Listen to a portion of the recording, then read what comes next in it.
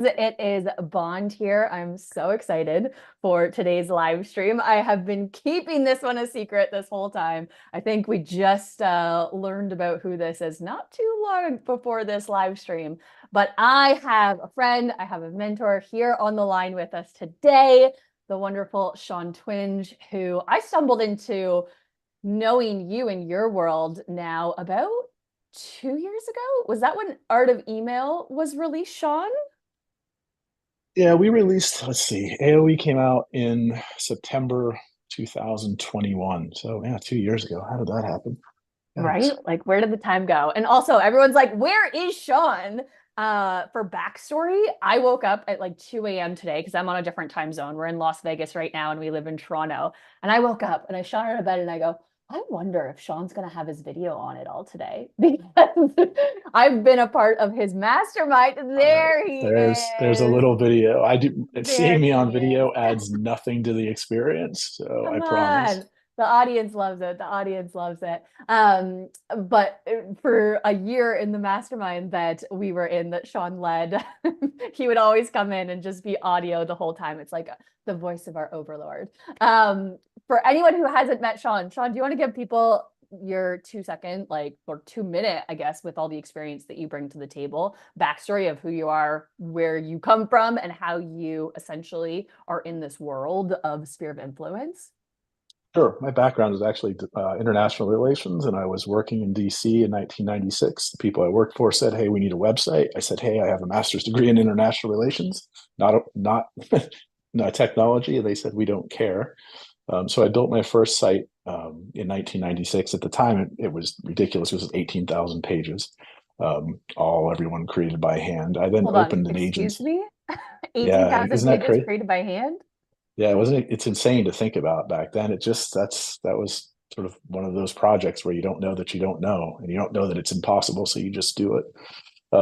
I moved back for family reasons and to where I came from. I'm from Vermont. I moved back in 1998. I had two skill sets: one technology related, one international relations related, and the tech one, won out. So I started an agency in November 1998.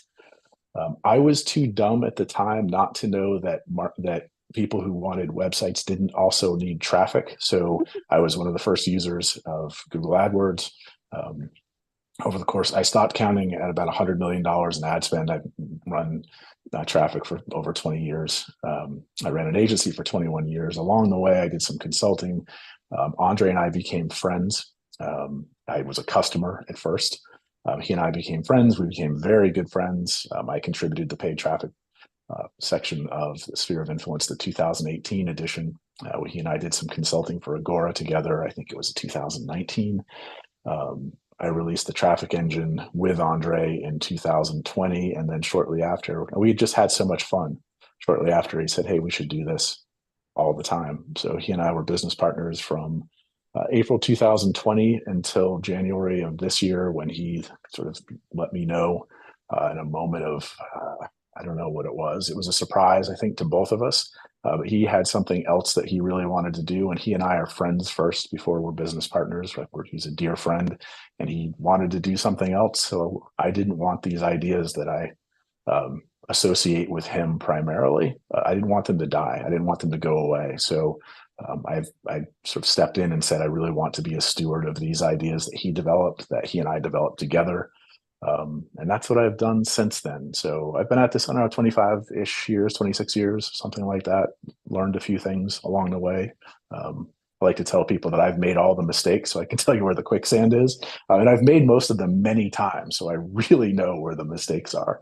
So that's the 2 minute over. I hope that was shorter than 2 minutes. I hate talking about myself. No, I love it. No, I really appreciate it because I think people need to understand um the history that you have in this industry and how valuable that is, because one of the things that I enjoyed most about our mastermind was just the ability to listen to you think deeply about any topic, which in the online space, everything feels, not everything, but the majority of things feel very surface level and brand new ideas that don't have legs yet. So just That's one of my favorite things. And truth be told, the thing that won me over when you came into the tiny little businesses world, which is now the modern marketing system. But I think what you and I have in common is we are both champions for that sphere of influence work. Anyone who's with us live watching the replay, been hearing me share my experience over the last week, it's just really like documenting how much I love the mindset, the way of looking at the customer journey. So many people out there are just like dollar sign, dollar sign, dollar sign. And for me, the thing that sets sphere of influence apart, and I wonder if this is for you as well, Shawn, is just the true audience empathy and connection and like wanting to serve your humans, whether they decide to buy from you or not.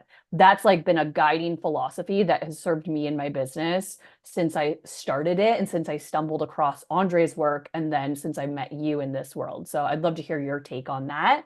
And anyone who's watching us live, feel free to ask questions in the comment or in the comment section as we go as well.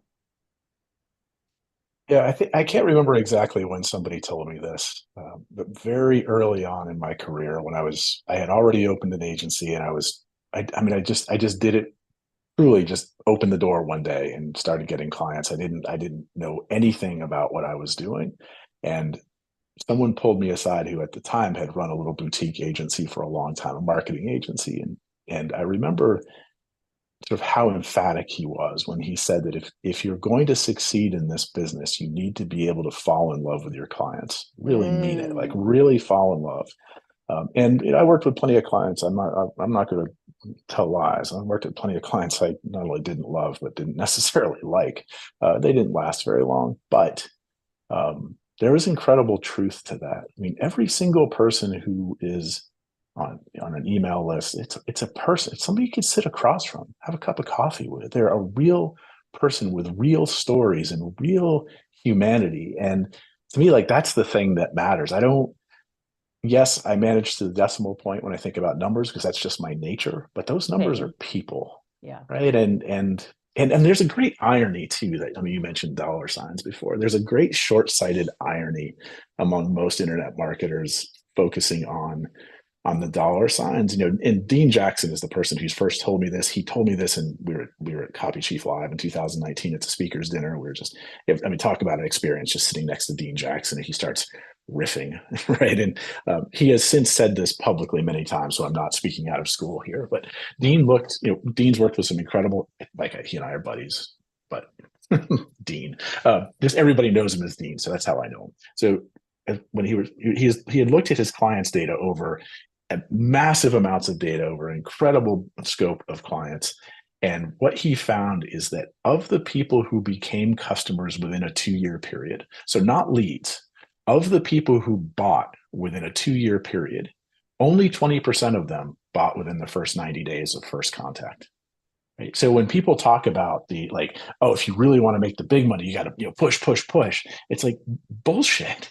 If you really want to make the big money, you need to not screw up the fact that 80% of the people who engage with you are not going to buy in the first 90 days, no matter what you do, and create something that allows them to buy when it's right for them. Mm. And like that, to me, sphere of influence, it nails that idea so incredibly well. There is a funny thing though. There is something about sphere of influence that I think is completely unnecessary, but I'm not going to say what it is until I'll reveal it when it makes the most sense in the conversation today. But there's like a central part of sphere of influence that I think we could be like we could totally do without it.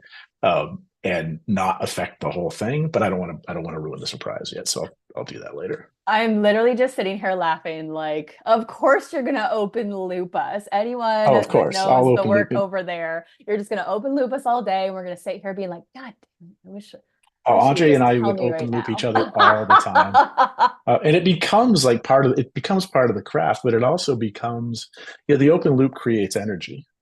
Like Tom French, the author, talks about all great writing has an engine in it, right? It's the thing that drives it. And open loops are the engine for so many things. They're the engine for a really great multi-page presale, a really great landing page, a great email series. All great marketing has an engine in it that's pulling attention forward. And the open loop is really always in service to that engine. It's the thing that, and it's not for its own sake, right? Like what I just did was a very deliberate, overt open loop, but it wouldn't actually make a lot of sense now to share it. It will make sense Mm. later when the right Mm. question is teed up. And I've created that opportunity, but I've created a little energy in the conversation as a result, but not in a way that's detrimental. It's always in service. It's in service to the listener, or the reader or the viewer, depending on uh, the perspective. So that was a very long answer to a short question, but that's my thing. I love it. It reminds me of as soon as I joined the mastermind, actually, I ended up going online and downloading the PDF version of season one, episode one of Lost, because you guys took me down just thinking about open loops in writing in general. You guys just took me down a rabbit hole of let me see this in action in a different medium, right? Because a lot of us as marketers think, the difference between, oh my gosh, should we write a pre-sale site that is written format, or should we do something that's video? Should we do a private podcast feed? Should we do like short little TikTok videos that all are sequential? I wanted to just remove myself from thinking about this industry and those marketing models and look at something outside of it to see how that tension was built, those open loops were created. And if anyone is just like looking for a fun little tangent to go down, literally Google Lost season one, episode one script, and it's just a master class on that. I don't know if you've ever seen that, Shawn. I have, and I actually have a version that I like better. I didn't love Lost. What? Yeah, That's I it. to me, Live stream over. We're done. Sorry, I guys. We know it's funny. I didn't. In fact, I didn't actually really like Lost because I felt like season one, episode one set something up that was not what the show delivered at all. I Okay, felt like okay. it just felt to me like they had kind of an idea, and then the show was well received, and then they made an entirely different show. So that's my bitch with Lost. Where the best example that I can think of, and it's my personal favorite. I don't watch much TV, but this is my favorite show of all time, and I didn't watch it when it was on, which was a travesty. Um, but the series Justified, Mm. the first episode, so Justified is based on characters based on Raylan Givens and Boyd Crowder, characters created by Elmore Leonard, who's probably the greatest writer in American history. Now, Justified was six seasons, 78 episodes. It is based on a short story by Elmore Leonard called Fire in the Hole. The entire short story is episode one, except in the written version, the character at the end, one of the characters dies. In the series, the character lives, and that one change, one phrase in that entire uh, episode powers 78 episodes of the show. And the writing, Elmore Leonard's writing is fantastic, but the show is incredible. The the power of the show, but the engine of the show is in one phrase, which Mm. is "We dug coal together." So the Justified is about a lawman, Deputy U.S. Marshal Raylan Givens, goes back to his hometown where this guy Boyd Crowder, who he dug coal with in the mines in Kentucky. Boyd's an outlaw. Raylan's a deputy U.S. Marshal. Both of them have negative characteristics. Both of them have positive characteristics, but they're always working around this tension that even though they're on different sides of the law, they like each other and they dug coal together in the coal mines. And that phrase, "we dug coal together," powers 78 episodes. And now another series, they just brought it back in City Primeval. And that idea is so powerful to me. Everyone thinks this has to be incredibly complicated. It doesn't have to be that complicated. You can have an engine in marketing that pulls attention forward every message you create. And the real engine is, to get back to the point that you made earlier, begins and ends with empathy and actually giving a shit about your audience. Like Hmm. that's it. That's the secret. I mean, I've learned a lot in 26-ish years. But if I distill it down to probably the most important lesson, it's care. Care about the Yeah. people that you're interacting with. Respect them. Recognize that they're humans. Respect their humanity. Care about them. And yeah, I don't get it too wound about the whole like servant leadership thing, the Stephen Covey stuff. Like it's not. I, for some reason that language doesn't resonate with me, Mm, but caring does, right? yeah. And yeah, okay. Anyway, now we're really going into some tangents. All right, I start I firing literally questions. no, I already prepare people for tangents. So like that they're here for the goods, Shawn. The tangents are All the right, goods. let's Um, deliver some goods. Well, I just want to even go deeper on that because I think we're actually seeing in this sphere of influence launch, like you'll send somebody or you'll send a notification over to me and saying like this person joined, they're going to start writing their multi-page pre-sale site, and I'll come back with like their story. I'm like, oh my gosh, I Right. love this person. This person has been in my world since this is what they do. This is what they're trying to accomplish. So right there, um, like for me that's the essence of what sphere of influence really is.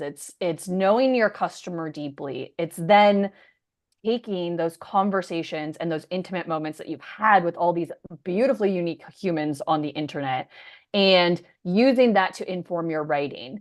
Where I'm going with this is I think the biggest thing that keeps people back from all my conversations with them about writing a multi-page pre-sale site is that it feels overwhelming, right? Like to come up with such a big, grand idea, to take people through a series of like belief shifting moments, it feels big. Like there's a magnitude towards that. And the line that you said, which you were just describing with Justified, which I have never seen myself, got to go watch that now when I'm like nap trapped these days, is that one line guided it.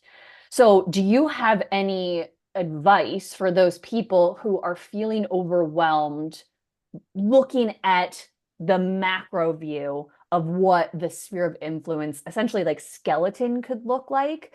Is there a more simplified way to start looking at it to get people to take action at creating these beautiful assets? That's a great question. I actually do have an answer, which I have about 7 answers, but there's the answer that I think about is, which is probably, this is probably the best answer to this question. This is from a TED talk. It's Andrew Stanton. Is the person. It's the TED Talk. It's 2012. It's called The Clues to a Great Story. I think all the wisdom of marketing is contained in like 5 minutes of this TED Talk. Andrew Stanton is a writer for Pixar. Here's the quote. I just pulled it up as you were speaking. Oh, amazing. Thank you. Okay, it says, storytelling is joke telling. It's knowing your punchline, your ending, knowing that everything you're saying from the first sentence to the last is leading to a singular goal and ideally confirming some truth that deepens our understanding of who we are as human beings.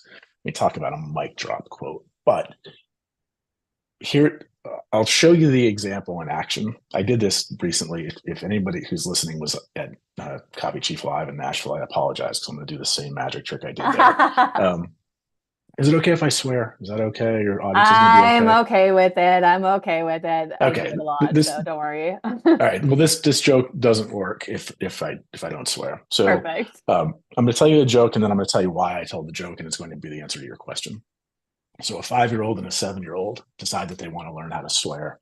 So their parents go to bed. They stay up late and they're watching HBO. They're very tired. It's 11:30. It gets to be about midnight, and finally they hear the word hell. And the 7-year-old says, "Hell, I know that's a swear word. I know it. It's a swear word." So he starts practicing hell, hell, hell. They're almost asleep. 1 a.m. Somebody on one of the shows says fucking, and the 5-year-old jumps out. He's like, oh, that's a swear word. I know that's a swear word. So he's so proud of himself, they fall asleep.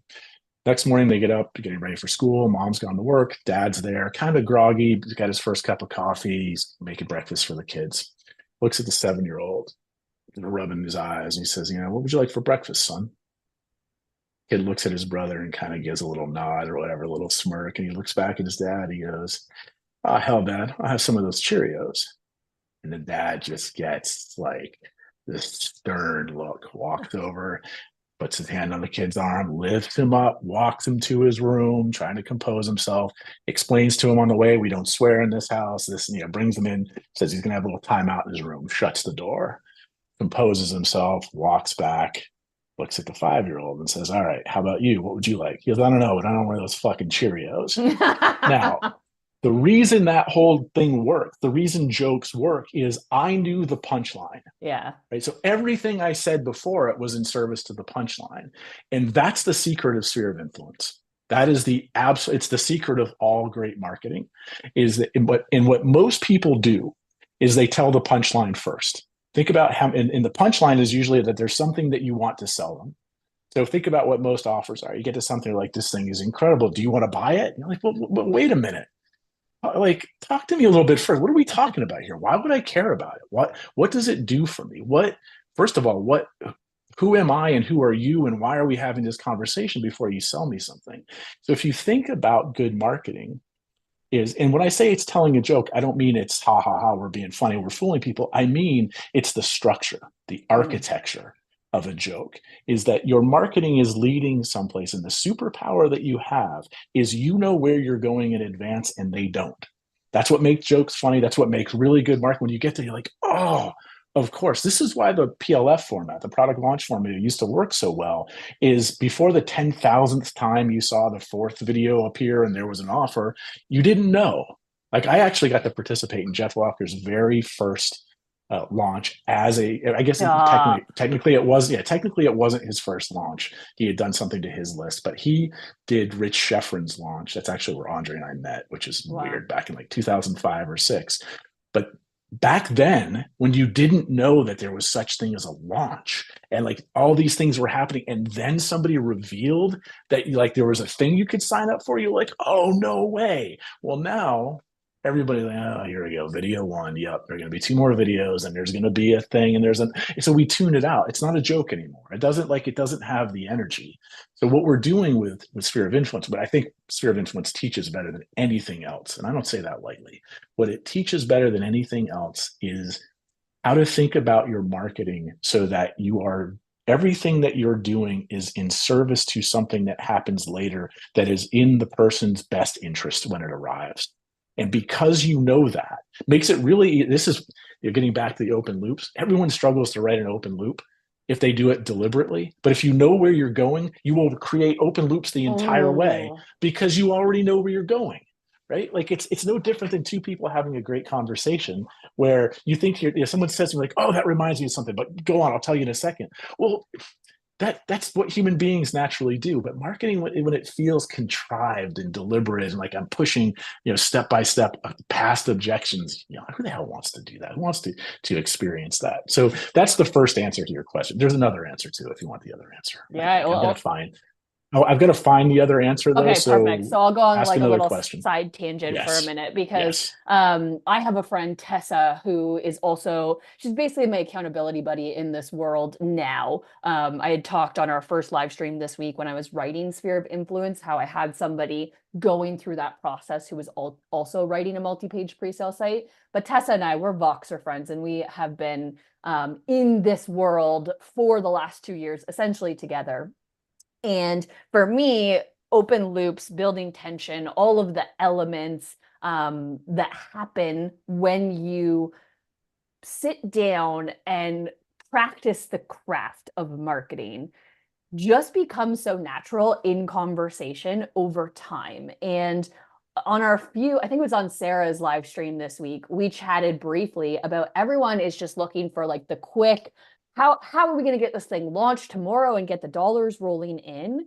But truly, the craft of marketing shows up in the funniest ways. Like, we'll be on Voxer just having conversations about life, and we practice open looping each other, but it's not in a corny, I'm going to practice my marketing way. It's now just part of our conversational style where she'll be like, oh, you open loop me. Now I got to wait for this. Because it's just become second nature as we go through this process. And that has been a fun practice for me because I derive so much excitement and energy from the craft of marketing, from the craft of connecting with people, from the craft of copy.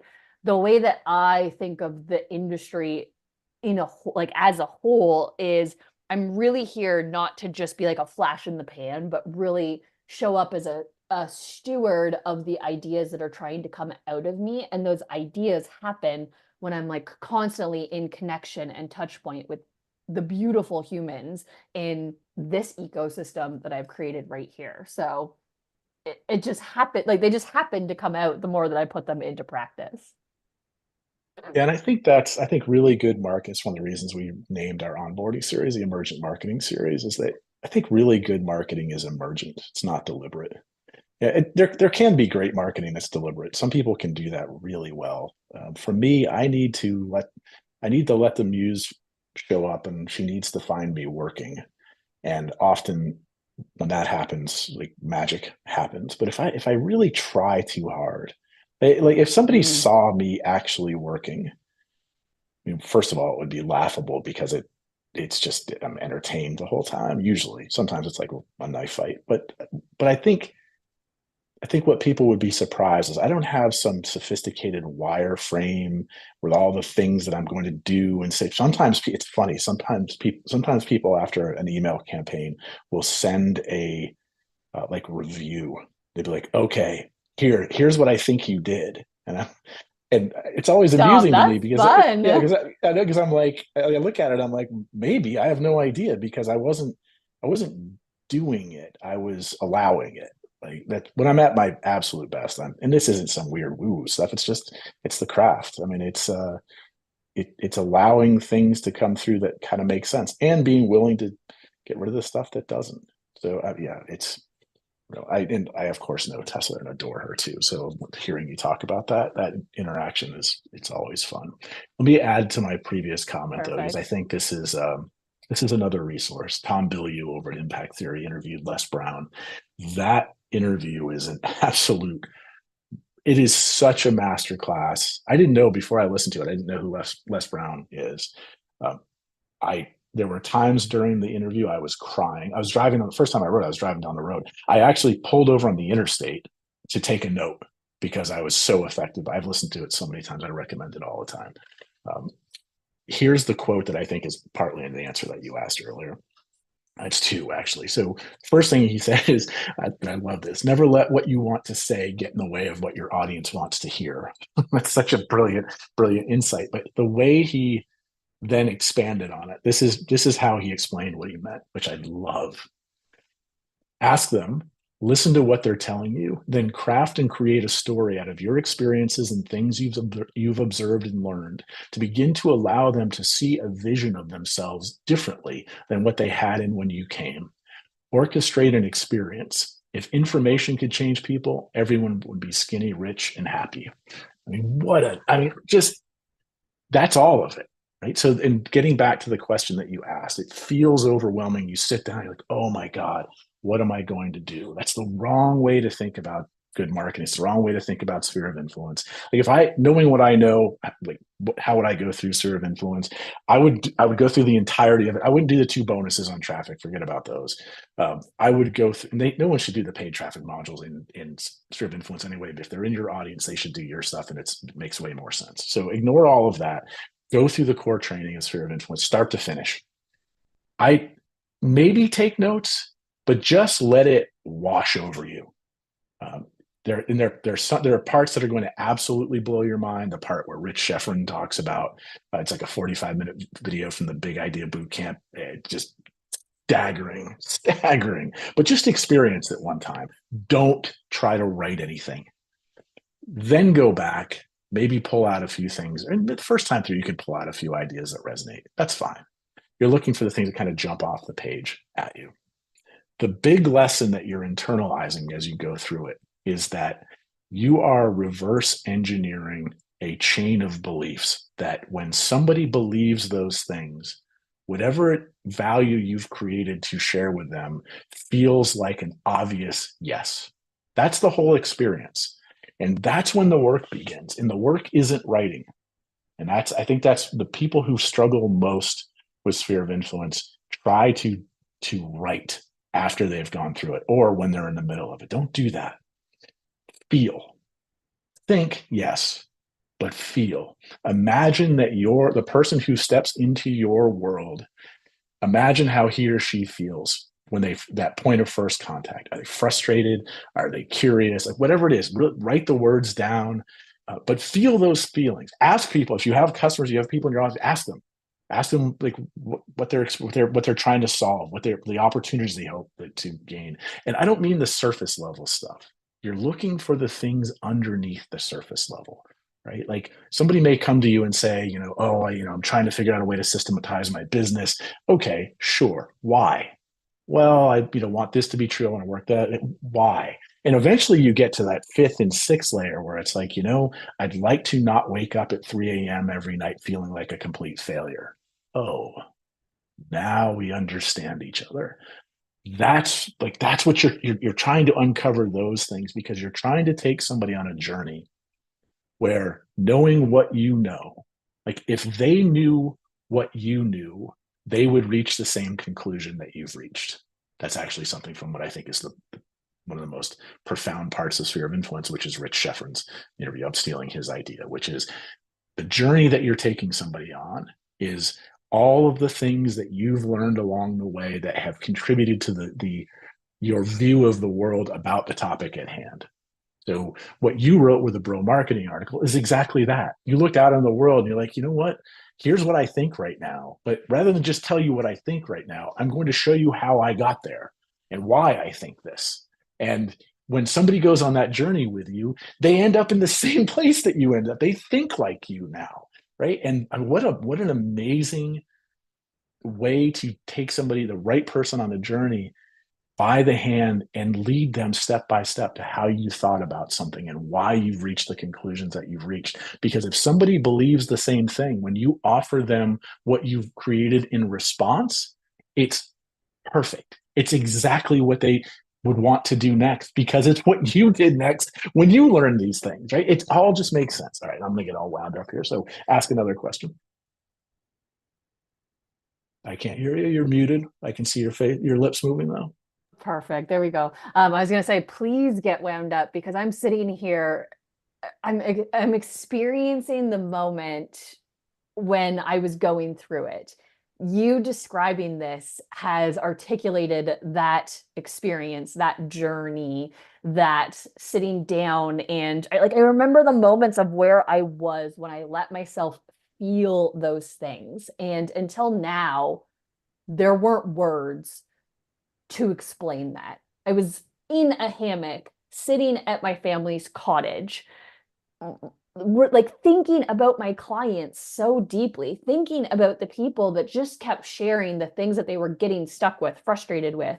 And I let it pour through me. So just the way that you articulated that was such a moment of gold, and I'm so grateful for it. Like, I just want to even stop talking and let you keep going if there's more thoughts that you have around it, Shawn. I'm trying to remember sort of the epiphany for me with it. I don't know if it hit. I mean, the thing that I remember very distinctly, I went through the beta version, and the first version that André created was much rougher, not nearly as polished. And it had much more of what I think of as André's style. So André and I wrote together for years, like truly wrote together on the same pieces. And I'm a very deliberate A to B writer. I know where I'm going, and I go take you there step by step. And to me, André is, I think of him as wandering in the garden, or as a treasure map writer, which and I say that with affection in case anybody's not clear about that, which is that, I know that, okay, the treasure's over there and we're going to go there step by step. And when you get there, you're going to go, holy shit, there was treasure. I'm like, yeah, I know, we did this on purpose. Whereas André will take you around the island. He'll talk about the trees.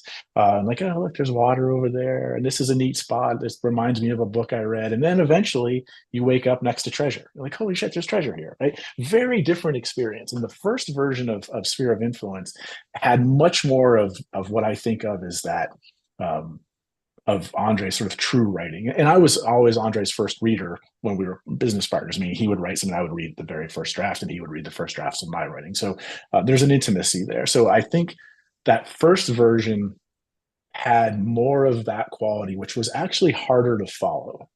The second, so I sort of have two experiences of Sphere of Influence. The first one, which was I was doing a lot more work as the customer. The new one, the second one, the 2018 version that everyone gets access to now, far more polished.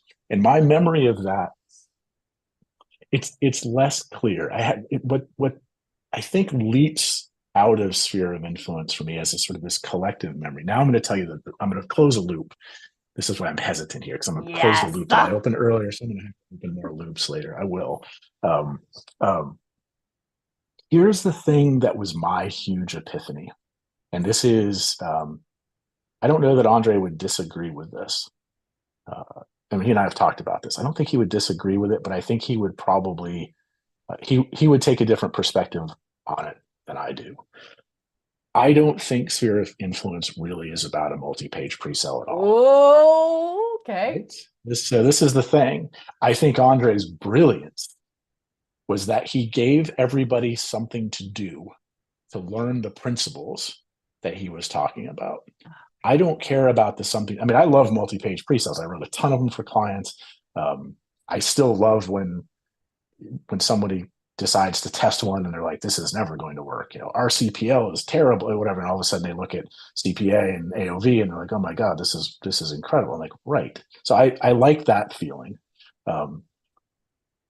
But what fascinates me more, the thing that struck me, and I do remember this very clearly. I remember sitting I had a table at the time in my office. I was sitting there. I had printed out Sphere of Influence. At the time, I really liked the tactile nature of it. I had highlighted some things. I was thinking about it, and there was a moment of clarity where I went, "Son of a bitch! This is not about the multi-page pre-sale. It's about marketing, right? You could do everything that Sphere of Influence teaches and never create a multi-page pre-sale. I know that because there are people in our world like Jonathan Boyd, for example, who built. If I told you Jonathan's results, people just don't believe it. Like and yes, he got some great timing with COVID and other things, but he started a business in January of 2020. He was a longtime Sphere of Influence customer. He's a great writer. He really is connected to his audience. But he started a business in January of 2020, had a decent month. I mean, not a month where he's going to retire. He had a decent month. The following January, he had 109x his results, and overwhelmingly, it was on the back of a single landing page, 1,600 words that he wrote primarily from having conversations from people in his market. And he, to this day, cannot beat that landing page. It does so well. Now, is that a multi-page pre-sale? Nope. It's a landing page. And oh my God, at the time when you opted in, he actually showed you an offer on the thank you page. Who would, Andre would say that probably, I'm not going to put words in Andre's mouth, but I suspect Andre would say that's heresy. That's not what sphere of influence is about. Yes, it is. Right? Like sphere of influence it's about really great marketing. You could, if you, let's just say for the sake of argument, you're like, well, I don't really, I've got an email list and I just engage in my email list. Sphere of influence is all about writing email campaigns. Although you'll never see a word in there that'll tell you, like, do this in your email campaigns. I use sphere of influence principles every single day when I'm writing email. I used it last week for my audience when I was releasing sphere of influence. There are 2 emails that make no reference to sphere of influence whatsoever. I have a story about when I went to Woodstock 94. There's something else, whatever, but I know where I'm going. I know what somebody needs to believe when we get there. And I reverse engineer those beliefs in service to the right person at the right time, who this is the right thing for, so that when they get there, they go, oh, I see how this all works together. Yeah, no shit. I built it that way. That was the point.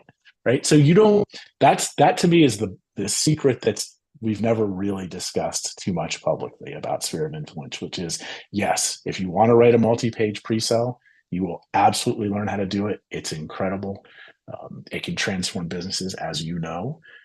However, you never have to do that. And you can get up 10,000 times the value from sphere of influence just by making your marketing better. Yeah. The epiphany that you just gave us all right there, it reminds me of my love affair with this work. Just the way that it was articulated. I'll give 2 examples of how this is appearing in this or in the work that I do. So this weekend, we're talking about sphere of influence.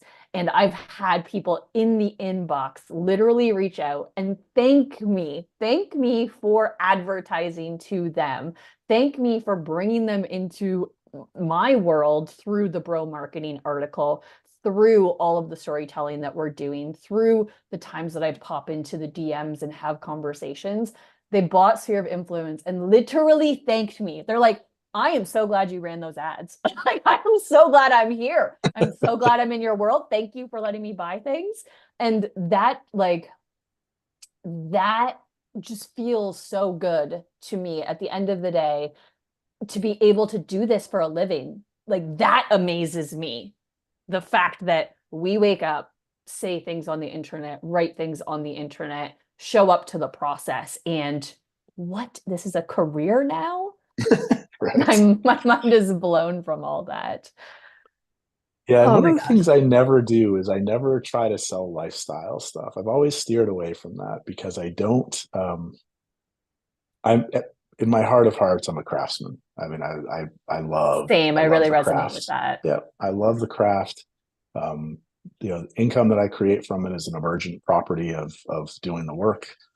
I don't have any illusions that it's as easy for others as it is for me because I've devoted 26 years of my life to it, and really devoted a lot of those years to it. So I don't have any illusions about any of that. And frankly, a lot of things that are part of my lifestyle, like I take care of 70 acres and I spend 200 hours a year on a tractor working my ass off.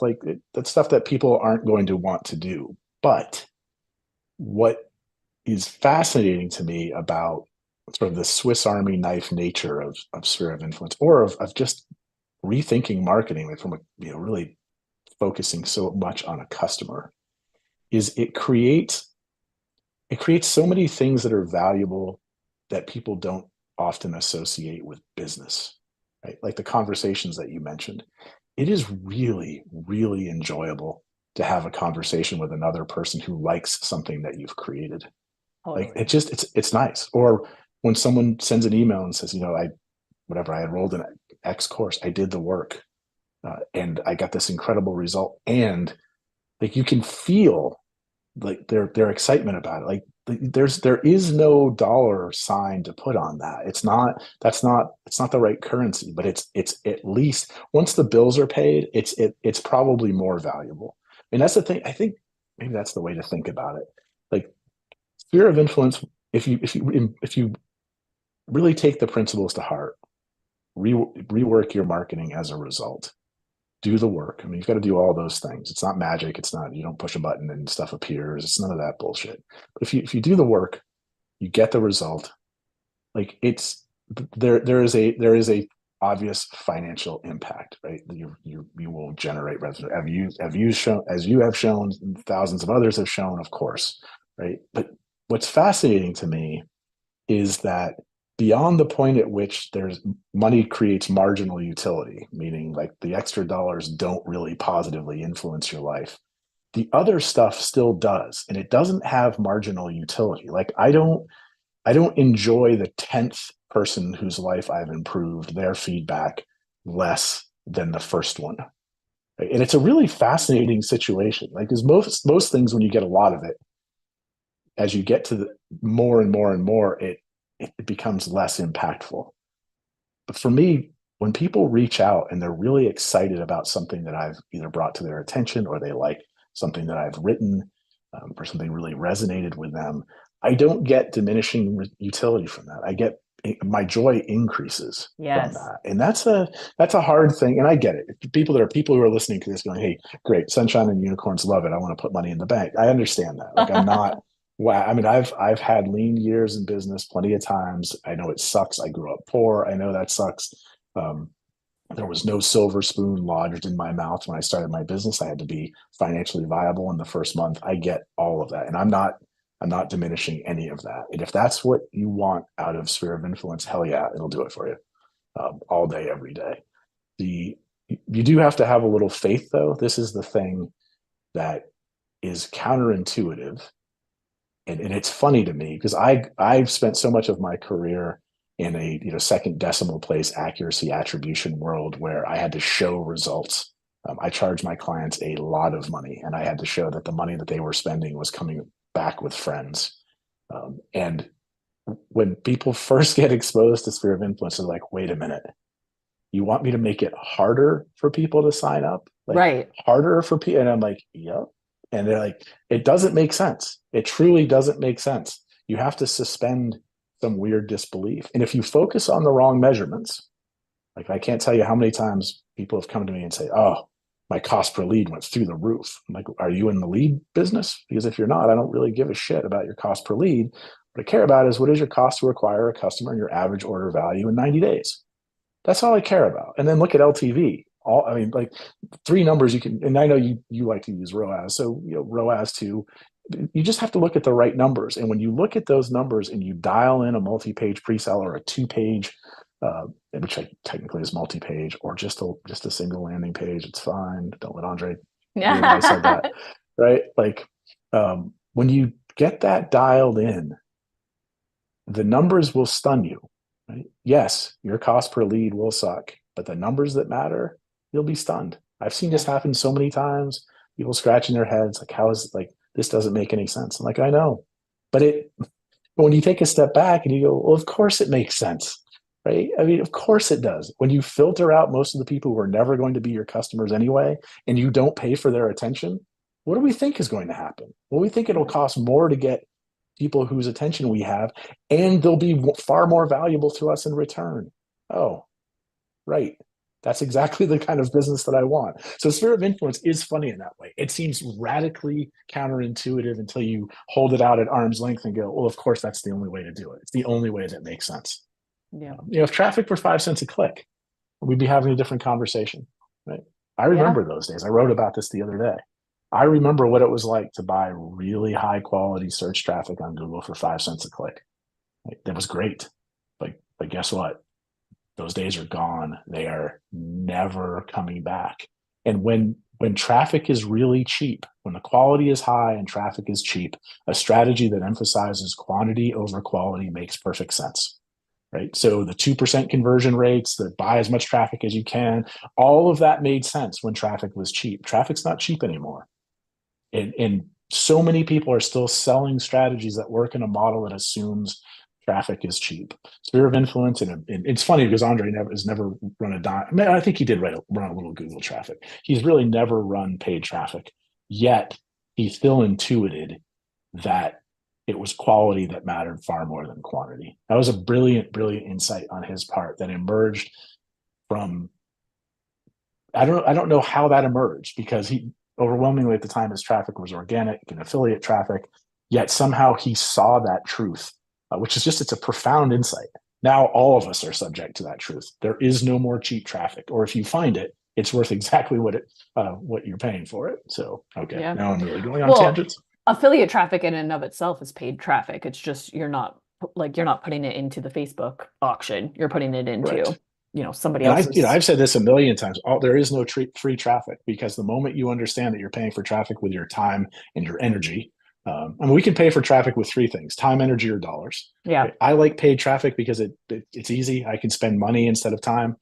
More money, less time. But everyone's like, oh, yeah, this doesn't apply to me because all my traffic is organic. Okay, how much work do you do to create content that attracts the organic traffic? You're paying in time.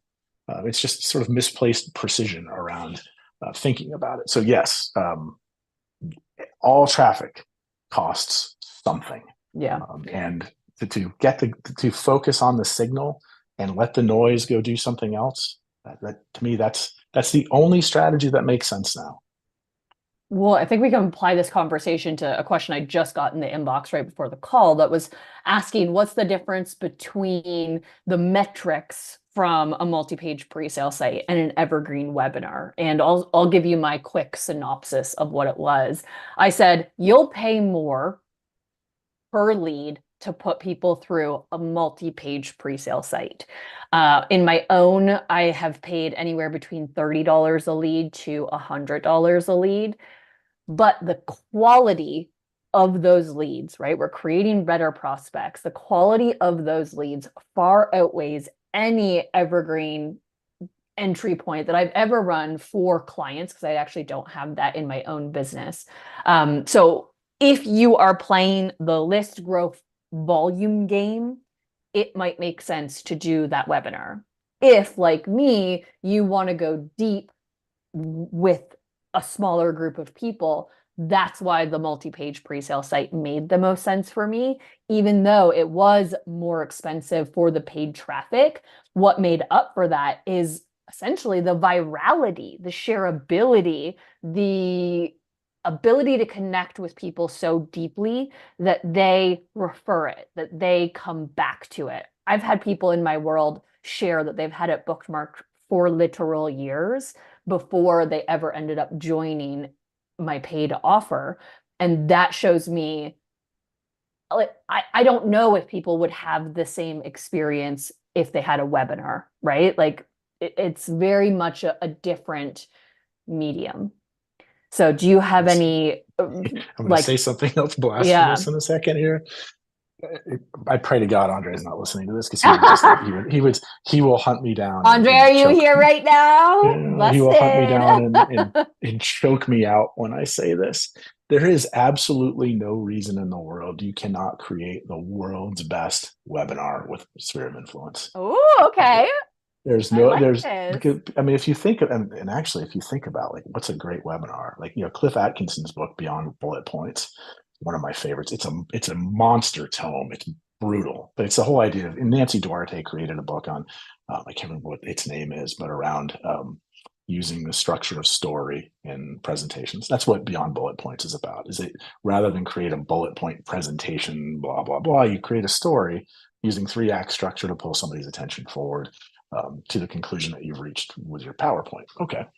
So, and what I love about Beyond Bullet Points is there is I think you can opt in for this. But there is a single page document that just has like, it's just a little outline of how you create your Beyond Bullet Points style um, structure. And it's like you have 3 main points. And if you have 5 minutes, you just have 3 main points to work that take somebody from A to B. And if you have 15 minutes, like you support each of those 3 main points with 3 other points that are in service to those points. And if you have 45 minutes, you support each of those points with 3 other points. It's so simple. It's, I'm certain that Cliff Atkinson and Andre don't know each other. Cliff, he wrote this 10 years before Sphere of Influence. They're talking about the same damn thing. They're talking about engineering a system where you are bringing somebody to a destination that you know in advance and they don't. You're doing the work to get them there so that when they arrive, they feel like the whole thing made sense. If that's a webinar, awesome, right? If that is a series that leads to a webinar that's within the larger, I mean, to me, this is the ultimate expression of sphere of influence, is to have a journey. Let's say you're selling something expensive, like a $10,000 coaching program, something like that, like real money. People are not, this is a real decision to make. That's a hell of a hurdle, right? That's a tough hill that you need to climb to make that happen.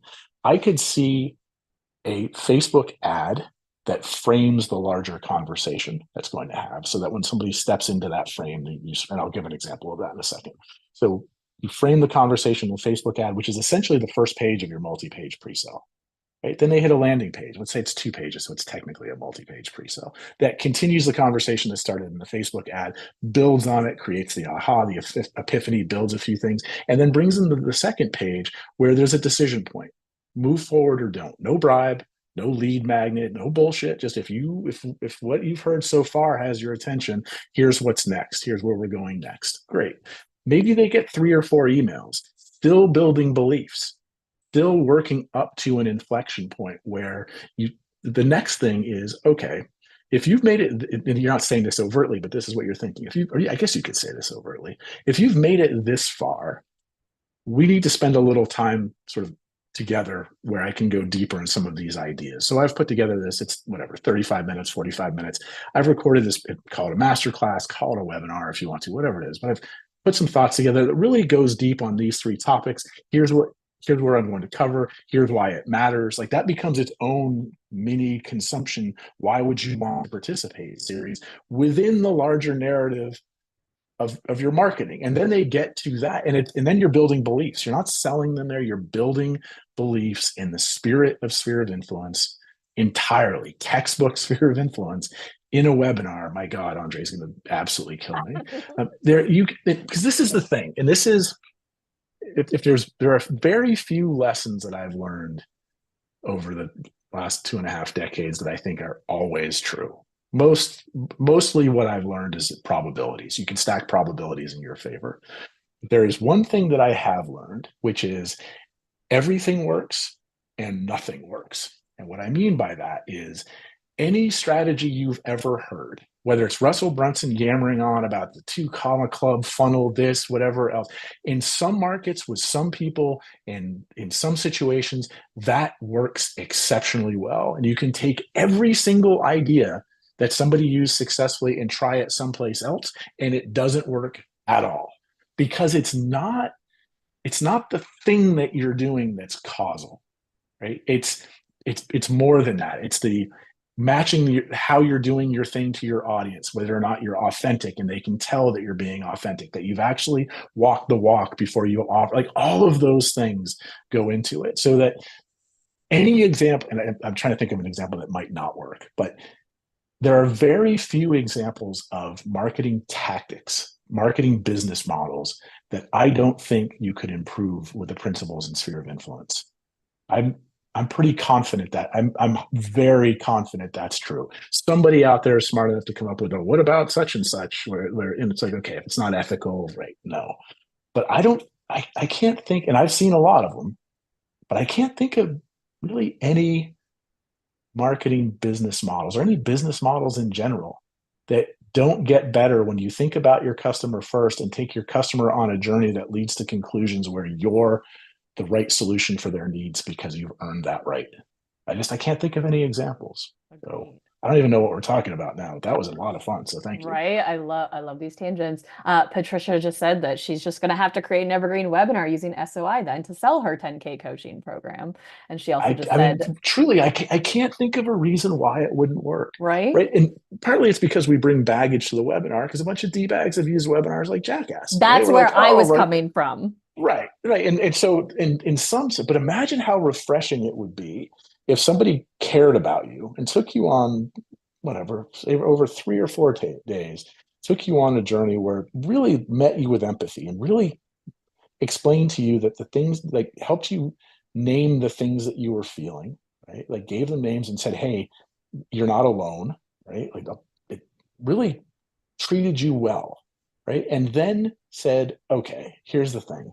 I could spend the next like 10 days, tidbits, sort of sharing all of these things. And if you want to do that, that's fine. We can do it that way. Or give me 45 minutes of your time. I will do my best to explain to you what I've learned about this topic over the last, whatever, 5 years, 10 years, whatever it is.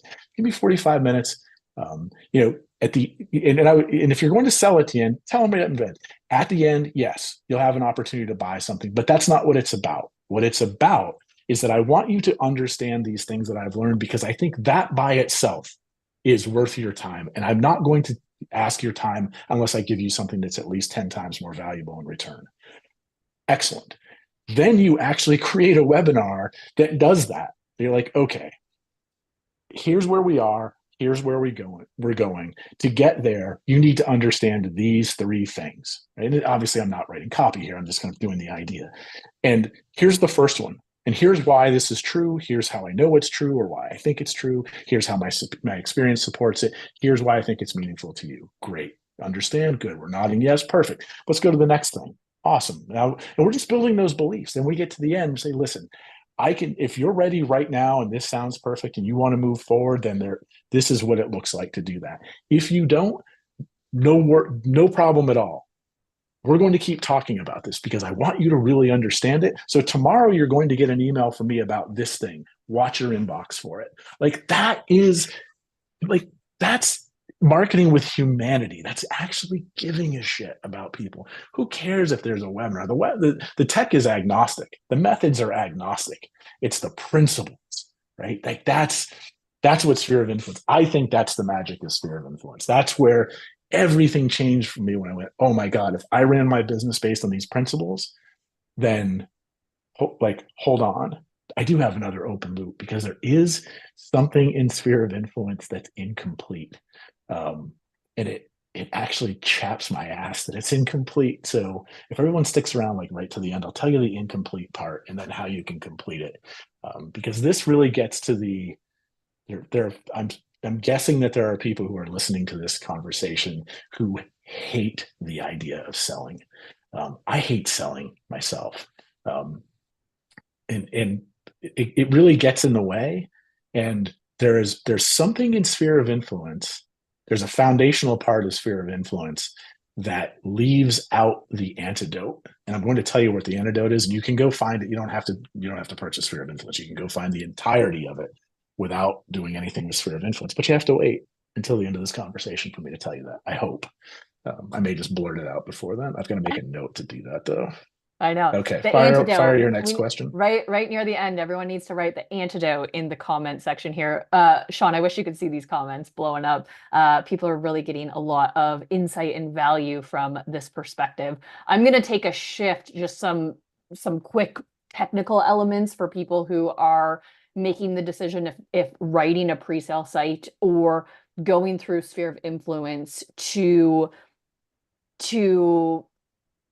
not install these principles, but to start thinking through the lens of these principles for their business. Because just the way that you put it, it's so much more than a multi-page pre-sale site. I've been able to share my journey because that's the unique mechanism that I've used to put those principles out into the world. But like you said, a webinar, it can just be applied to so many things. So I'm excited. Patricia said she's going to use it for the Evergreen webinar. I cannot wait to see how that comes to fruition and how those principles are applied. In the meantime, let me get to this question that I had here from Julie. So I believe Julie joined us inside of Sphere of Influence, which anyone who is from my community who is just getting insane value out of this call from Shawn, because I know I am. We are going to be doing this again as a group. So anyone who joins us, I believe in January, we haven't nailed down a date yet with Shawn and I, but he's going to come back and answer any questions once people have had time to go through and digest what is in the program. So I'm looking forward to that. And I haven't actually announced it anywhere. So let's consider this the official announcement of that fun bonus that he's offered to do for our community. So thank you for that, Shawn. And Yeah, I now, think we might do two too. I thought oh, about this. Well, I've thought about it, right? I mean, there'll probably be a 10,000 foot view series of questions. I mean, maybe this will yep, all mix together. I don't know the yep, answer to this, but what I'm hoping to do is um, many of you are going to go through it like over the Christmas holiday. Your mind's going to be blown. You're going to get to like early January. You're going to be like, okay, but what about this? And what like there's yes, going to be some high level stuff, and I want to do that. But then what I also want to do is come back on the other side of some of your implementation. So I don't know, I just don't know the exact timing of it. We'll figure that out talking with people, but I think it'll be perfect. something like, you know, maybe second week of January, we'll do like that first call. And then like 3 or 4 weeks later, we'll do another one where then the people who are doing the work and paying attention will have put their ass in a chair and do some work. And then you'll have a different series of questions. And maybe we'll do something fun too, like, people can submit their drafts and I'll pick one or two and I'll record like just me thinking out loud about feedback about them. So if you do submit, you've got to, we'll put together something for this, but if you do submit, you just have to be willing for me to talk about it with everybody who's in sphere of influence listening. And I know, and I'm not to be clear, and Amanda can tell you this, I'm not a jerk. I'm not going to tear people's work apart. I'm just going to react to it like a first reader and just tell you how I think you could make it better. That was So my you just have to favorite. be willing. Yeah, that was my favorite part of the mastermind actually, because we could submit things to Shawn and Shawn would go through it and just I joked to friends. I was like, I just got tore apart. And they're like, how can you do that? And I was like, no, you don't understand. It just up leveled my work tenfold. So it was such a gift to go through that. So the fact that that offer just got made here by Shawn for our community, like I'm blown away. I'm so excited for anyone who's going to I be able love that to. too. I Right? love it. One thing before I forget, though, I know you have a question brewing, Yep. but Patricia, make sure you reach out to Amanda and then so that she connects you and I by email, because I want to know what you do with this. I don't know anyone specifically who has used Sphere of Influence to create a webinar, so I want to see somebody do it. So reach out. She'll get you and I connected, but I'm curious how you handle that, because I think it's going to be amazing. I want to see it happen. Same.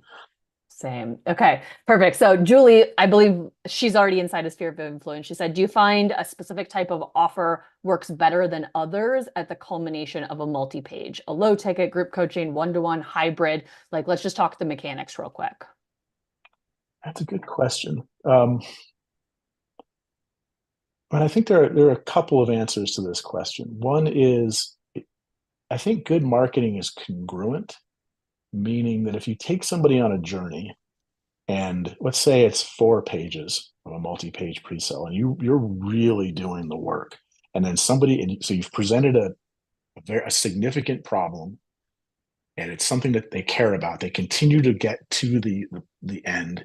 They sign up. You continue to build the case, and then you're like, and hey, it's $17. You're like, wait a minute, like that doesn't fit. Now, it doesn't mean you couldn't, like the Jonathan Boyd example that I mentioned before. He had a 16. He's in the guitar teaching space. He ran an in-person music school forever. But what he did is, 1,600 page landing page. When you opted in, there was no promise of anything for the opt-in. It was just continuing the conversation, very much in the spirit of Sphere of Influence. When you opted in, I think it was a VSL. Oh my God, a VSL. Andre is going to die if he hears about this. You could do a VSL, by the way, with Sphere of Influence. You could do a great VSL. This is like complete. That's more blasphemous than me saying you could do a webinar. John Benson's like cheering, and Andre's running to choke me out. So, but for Jonathan, the offer, I believe, on the thank you page was a $27 offer. So that 1,600 words, $27 offer right at that point from my Google display network traffic, that kind of makes sense, right? But if I think the answer to your question is it always depends, right? And a way I would think about this is, if I want to monetize, if I'm paying a lot of money for traffic, like let's say I'm spending $1,000 a day, $2,000 a day, whatever, some like real money, and I want to know if I'm backing out those expenses, I could see engineering a sphere of influence. I'm going to use the word funnel too. Andre is going to kill me. Effectively a funnel. We all know what it means, right? Like, let's not anyone get wound up about the term, but like a journey. I'll say journey instead. A sphere of influence inspired journey. So say it's Facebook ad to a 2-page, multi-page pre-sale, but that second page actually it's selling something.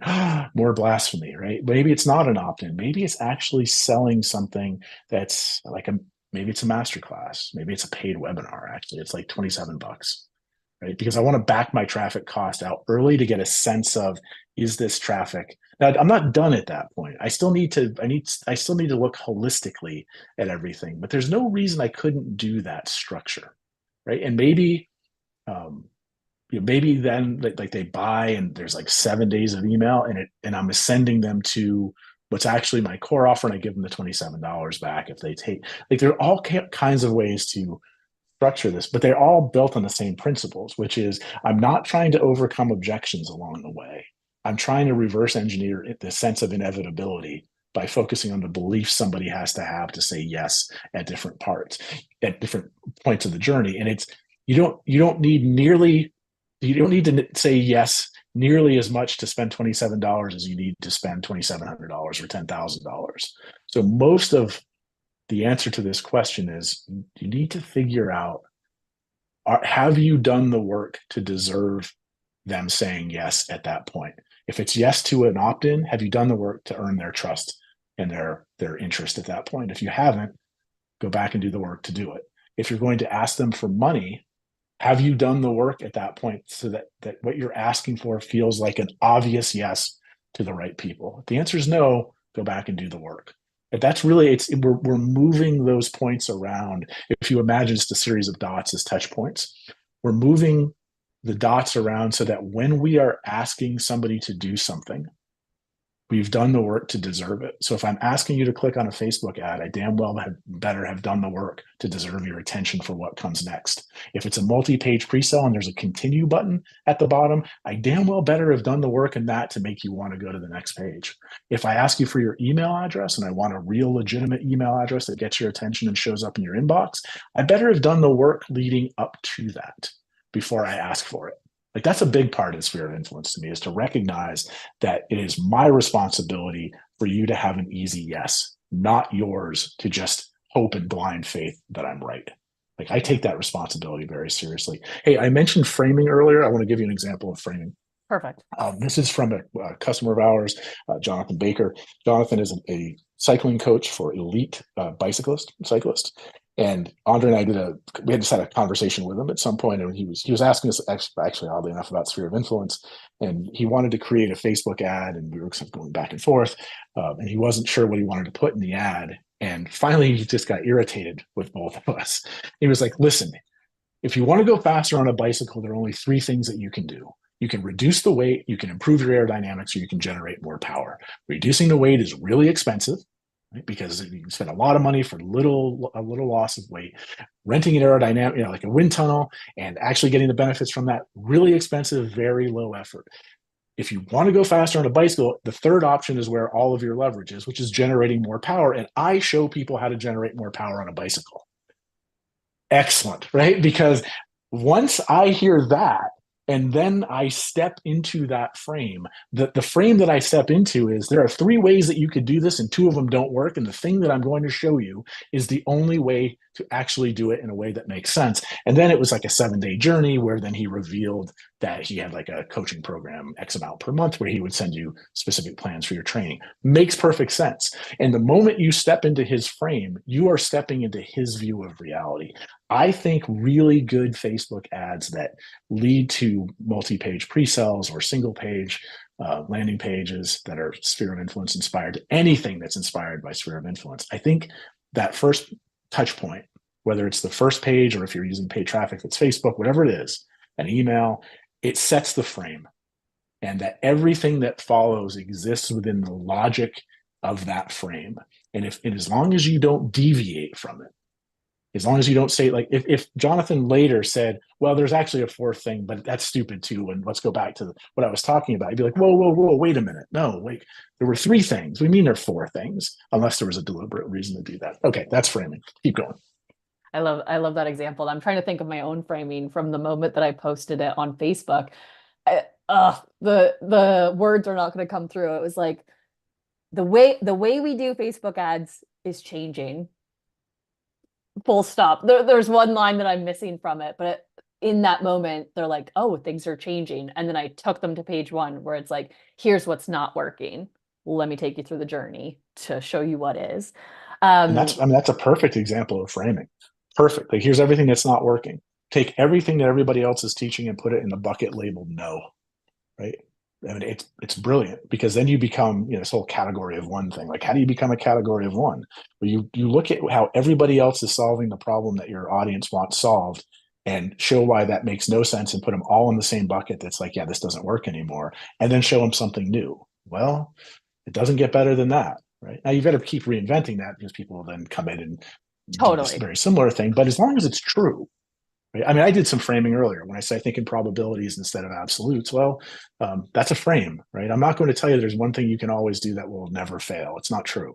But I will tell you can stack the deck in your favor, so that you keep stacking probabilities and your likelihood of success goes through the roof. Right? That's a frame. Sorry, I didn't mean to interrupt. I just got excited No, about framing. I love when you get excited. I want to go down this rabbit hole question.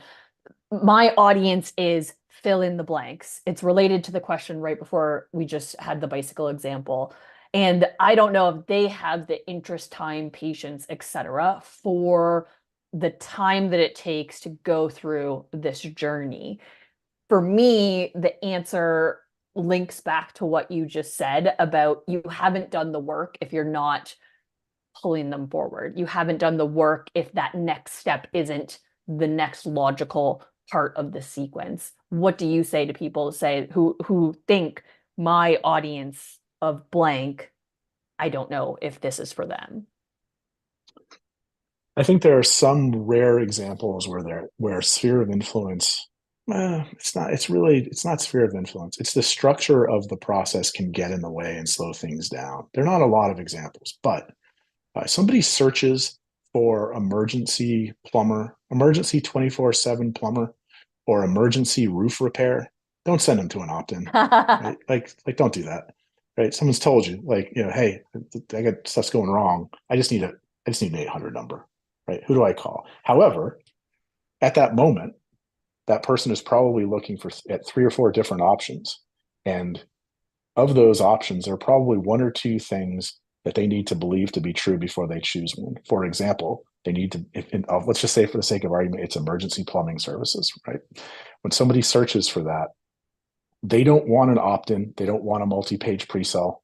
They don't want anything. They want to know that you're available 24/7 and they're not going to be charged some stupid fee that's going to make it so expensive because they're calling at 11 o'clock at night. Like the fear that they have in their mind in that moment when they're scanning all of your competitors and you is that, they're going to charge me an arm and a leg because I'm calling at 11 o'clock at night. And simply stating, like, I would have, like, basically, like, don't worry, it's going to be okay. Here's the number. And we don't charge, we don't charge a service fee after 5 p.m. We don't charge an additional service fee between 5 a.m. and whatever it is. Just so like the thing that they look like, that's the central belief.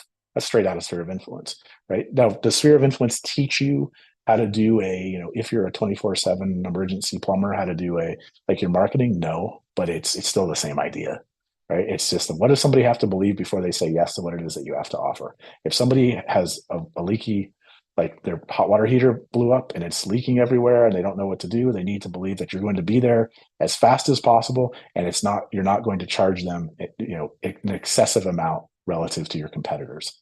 That's it. Those are their 2 beliefs. Put that in front of them, get the yes. So I think we can take that example. It's obviously an extreme, but the extreme points the way to a deeper principle here, which is, what, for everyone in your audience with a business who is generating revenue using the internet in some capacity, what is required of someone to say yes enthusiastically to that offer? That is the starting point for the discussion. Right? You say, well, they need to understand this, this, and this. Excellent. How would somebody understand those things short of being able to read your mind, right?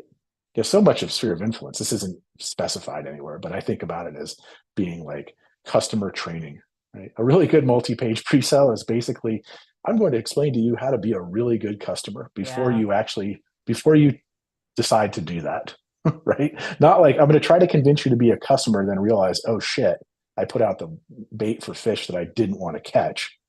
But I'm going to spend a little time and train like really good customers. Like, here's what I know. Here's what you need to know before you can say yes to it. That's probably the simplest description of sphere of influence in like 10 words or less. Yeah, I think it's a good testament to the people in my world that it has attracted and the worldviews that they hold.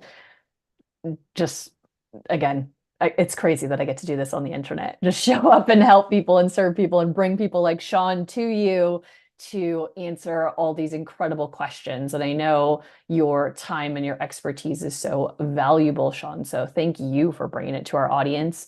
I'm going to put out a last call for questions and start to wrap it up. What would you say to anyone who is on the fence about sphere of influence and going through the process and doing the work that's inside, Shawn? I'll always say 2 things, right? If you're on the fence about it at this point, I'd probably tell you to say no. Right? Love that. Just because, and this is not some weird reverse psychology. It's not my thing. I don't love that at all. And if I ever did that to another human being, I'd feel pretty gross about myself.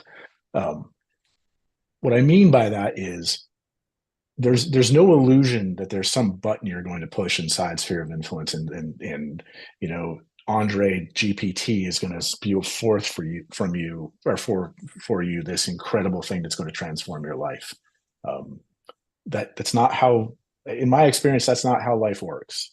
If somebody knows a place where that happens and the results just fall from heaven, um, that excellent. And actually, I wouldn't even want that. I love the work, so I wouldn't even want results to be easy. But my point here is, and the reason I think I'm thinking about this, and I'm a little, I've got a little energy around this because somebody messaged earlier, somebody from my list messaged earlier and said, "Well, you didn't say anything about a guarantee." So I'm curious. And my response was, if you need me to tell you in advance that there's a refund policy, then you should say no, and I want you to. Because if you go into it to be clear, I'm not saying that if someone goes in and it's not what I said it was, and they don't go in and try to scrape all the content and they say, hey, I want a refund, that I don't honor it. Of course I do, but Absolutely. I can count the number of refunds that I've given in 2023 on both hands. Our refund rate is essentially zero because we're honest. I'm honest. That tends to be easy. Anyway, the answer to the question here. The reason I say that my instinct is to say no is this needs to light you up. And if it doesn't, maybe now is not the right time. Or maybe this isn't really the right way for you. Like, you got to kind of trust that a little bit, because this is work. It's enjoyable, especially if you're a crafts person. It will change everything for you if you do the work. Absolutely. But every day we sit down to a buffet of consequences. And if you buy the thing and it's there and you don't actually use it, then yes, you bought a little bit of hope for someday, but you didn't get the thing. And what I want you to have here is the thing. I want you to go in. I want you to experience what it's like to have your mind blown about something that you care about, and then have a way to actually put it in practice. So to say yes to this, you need to be saying yes to a couple of things. One, this idea, because of the people who are describing it to me. So, Amanda, you've been in her world, she got benefit from this. She's brought other people who have told you the benefits that they've received from it. I'm telling you about it. She's told you about it. Like, if you hear that, you go, I'm still not sure. Nothing more. There isn't more to convince you, right? Like, there isn't another thing that's going to be said. So that should be a very strong sign for you. It's not right or wrong. It's your truth, and that's all that matters. So, and there is a commitment here, and that commitment is a little bit scary, right? When you sit down, when you have gone through the material, going through the material is easy, and going through the material is exciting, right? You're going to, when you get to in Todd Brown's videos, outstanding too. There are two videos in Sphere of Influence. One is Todd Brown. The other is Rich Shuffern. They were from, I think it was a $25,000 big idea boot camp. We got permission to use those two videos. Rich's by itself is so, that video, it has so much value in it, I can't even describe it. So you are going to have that experience in there where your mind is going to be blown and you're going to be on cloud nine. But then you're going to have another experience on the other side of it, which is you're going to be in a chair staring at a blinking cursor going, what do I do? Shit, now I've got to get to work. Now, if that excites you, then it should be an easy yes. But if that's, and I guess two things, if that excites you, it should be an easy yes. If it scares you a little bit, but not like scares you out of your mind, it should be kind of like a hell yes, frankly. But if you know deep inside that when you're staring at the blinking cursor that you're just not going to be able to do it, I don't think you should say yes, because and I don't mean that you're going to write the perfect multi-page presale, but that you've got to do it. When you do it, everything will change. If you don't do it, I'll feel like I left you with less, and I don't like how that feels. So that's a very weird, convoluted answer. I know I'm supposed to give you 10 reasons why this is the best decision ever, but it's more complicated than that. Sphere of Influence it's probably one of two or three courses, whatever you want to think about them as, that I've experienced over my entire career that I can just look back to and think that, like, my God, that was perfect. Perry Marshall's first like Google advertising stuff back in the early 2000s. That was one of them. Like, that was mind blowing, like just mind blowing. Sphere of Influence was like that too. Your mind will be blown, but you will not get the benefit if you don't do the work. Yeah. And I want you to have the benefits. It's a very long answer to that question. No, it's a Okay, perfect answer for this community and this audience, because they like the no bullshit answer. They're not sitting here waiting for us to be like, and then go buy this, and if right. you And don't, you you'll get this save X, yeah, bonus, right. right? Like, I've been very transparent through this entire thing, especially about the work involved. And the right people are raising their hand and saying it's time for them. And there's other people that are saying it's not the right time for them. And those are two perfectly beautiful answers for whatever aligns with each of you who's watching this. Are we going to talk about the antidote, Shawn, before we pop off? We are going to talk about the antidote, though. Thank I do want to you. say one thing. Okay. I do want to say one thing to encourage a few people out there, and I want to say it in a way that's in integrity, because my inclination is to de-emphasize the positive, because I don't like people to feel like I'm persuading them to buy something. But I'll make one exception here, which is there's something that happens when you when you've created either a piece of writing or a campaign or something, and I can't think of a good word for it, but it clicks in a certain way, right? Where when the parts like something happens, and the way I think about it, it's a phrase that Elizabeth Gilbert, the author, mentioned to Tim Ferriss, that that one of her challenges is that her tastes are always beyond her abilities, right? And as a writer, I feel that a lot. Like sometimes, like, damn it, I've got this great idea, but then when I go to write it, like my abilities aren't quite at the level of my taste. But once in a while,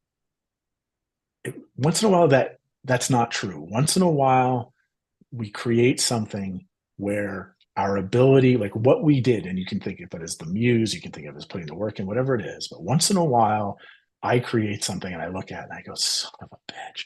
Like, I did it. Today I did it. I did the thing. And that's irreplaceable. Like, that's really like that. That's why I do what I do, is for that. Those moments when my craft reaches the level of what I believe that on my best day I'm capable of. When that happens, there is nothing. There's no amount of money. There's nothing that equates with that. So there are some of the people listening to this are craftspeople who want the juice. If that's you, if you're up against the edges of your craft and you want something that'll take your craft to another level where you get to experience the juice, you should say hell yes. And if for some reason you can't say hell yes today, have Amanda connect me and you, and we'll figure out when you can say hell yes, because if you're a crafts person, you absolutely want sphere of influence. It's that good. Okay, let's talk about the antidote. So here's the sort of one of the intellectual centers of sphere of influence is Jay Abraham's strategy of preeminence, except André left a big part of it out. And I don't know why. I've never asked him about this. I should ask him about this. I think I should, because I think in Andre's heart of hearts, he hates to sell. So, and if you're not familiar with Jay Abraham, legend, if you go to, there's the URL where you can find this and take the same notes that I did, is abraham.com/strategy-of-preeminence. So it's all available online. I'm not hiding anything from you. But so this is the strategy of preeminence. It's sort of a rethinking of marketing. And these are Jay's words. Jay, like we're buddies. These are Jay's words. The strategy of preeminence demands that from this moment forward, you see yourself in the relationship you have with your clients as their most trusted advisor, counsel, confidant in the field of endeavor and the area of expertise in the outcome area that your product or service at work, in their life, or in their business produces. Very wordy, but that idea of a fiduciary. You have accepted responsibility, a trusted advisor for somebody else, that you have taken on another person's interests like your own. That is the center of the bullseye for sphere of influence. However, André put a period after that, and he should have put a comma, because the second part of sphere of influence says, if I could find it here, that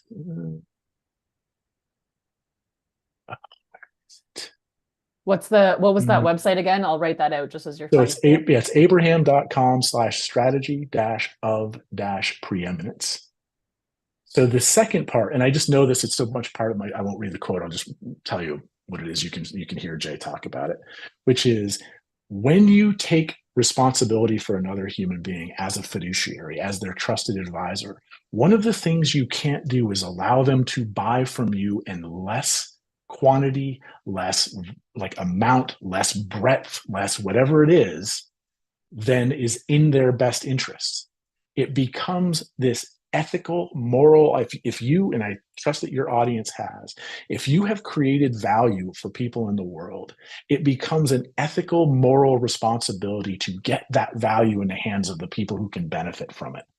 And that often feels to people like selling. Oh my God, I don't want to sell. And Andre left that whole part out of sphere of influence. And I think sphere of influence is better with it. I'm not going to add it because I'm not touching the original creation. I don't want someone to hunt me down and stab me in the throat, which I've essentially been threatened to if I touch Amanda sphere of Bond. influence. Yeah, I mean, there's like, the line forms behind you, but it's a long line. Um, it, there's that idea. Somebody told me this story once, and it's such a beautiful idea, which is it's a dear friend of mine who shows landscapers how to create, like how to make their business outstanding because he's done it. His name's Barry Randall in the UK. He has an incredible business and he teaches people how to do this. His neighbor and his neighbor's wife and his wife were good friends, and his neighbor is a landscaper. Barry didn't want to take money from his neighbor. He didn't want him in the coaching program because it just felt kind of weird. And his wife said, "Well, hold on a second. If you feel like you could help him improve his business, oh yeah, of course. Barry, this is what he does. Of course he could. Is there some reason that you don't think he would benefit? Is he unique? No, he would benefit from it." She said, "So why is it that you are willing to withhold changing his life because you don't want to sell to him?" And when I heard that story, it blew Barry's mind. But when I heard that story, I thought, oh my God, how many of us do that? How many of us are like, well, you know what? If between you and me, if you want to know the truth, seeing what it is that you're doing, I can make your business 10 times better if you just knew these things that I learned the hard way. But rather than actually try to get you to buy my expertise because, my God, I wouldn't want to sell you anything, I'll just let you do all the work to figure out that maybe someday you could get that value from me. So missing from sphere of influence, missing from many of us, because it's often not in our nature to want to do that, is a willingness to say, I've created value. And with clarity, if this is you and this is your circumstance, this is what you want, I can help. If you can deliver the goods, right? That has to be true. It has to be an integrity. But if you can deliver the goods, you have a moral responsibility. You have an ethical responsibility to do everything that you can to get the value you've created in that person's hands. And sometimes that doesn't feel comfortable, but damn it, you need to do it. I wish that were in sphere of influence, but you can go find it. Go watch Jay's talk. I think it's a 45-minute talk or so. Go watch it. It's beautiful. It's absolutely beautiful. I feel speechless in this moment because I know that this was directed towards the larger group as a whole, but that really hit home for me because I know that in my own journey, I've held myself back. Actually, in our reminder email, I shared that you were the person that actually helped me to see that I needed to open my program back up in a way that worked for me in my life.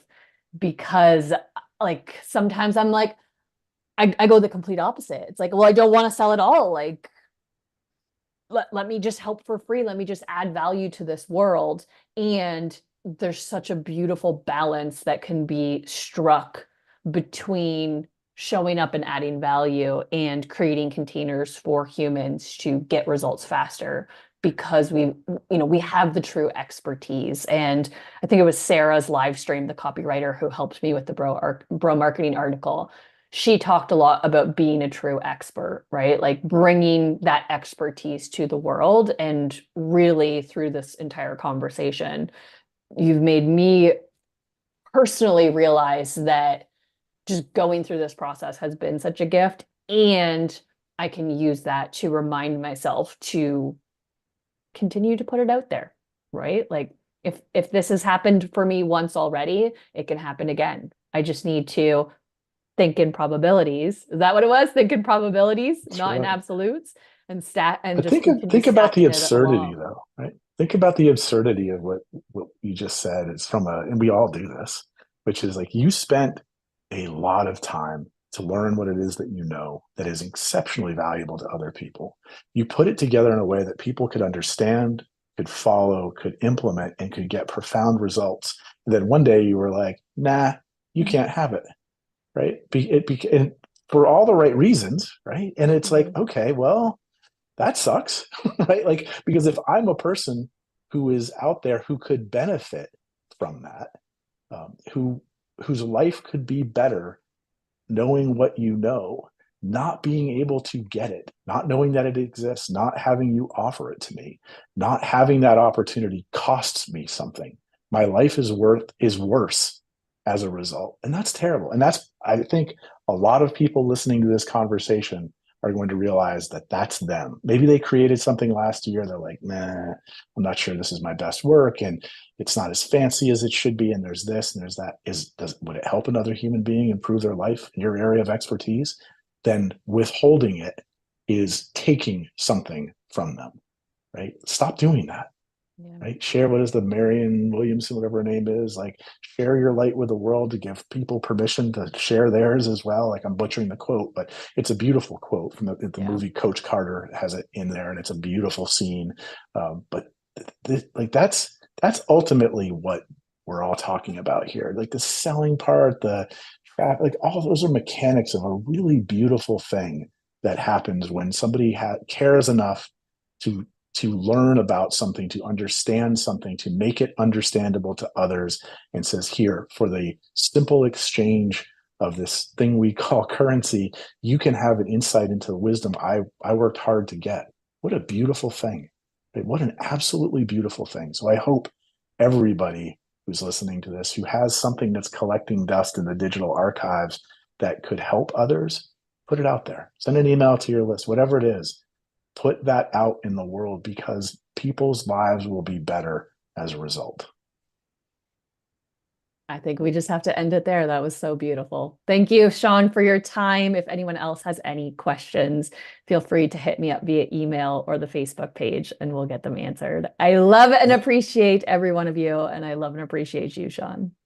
Thank you so much for this opportunity. And for everybody listening, thank you for taking the time today. This was a true gift.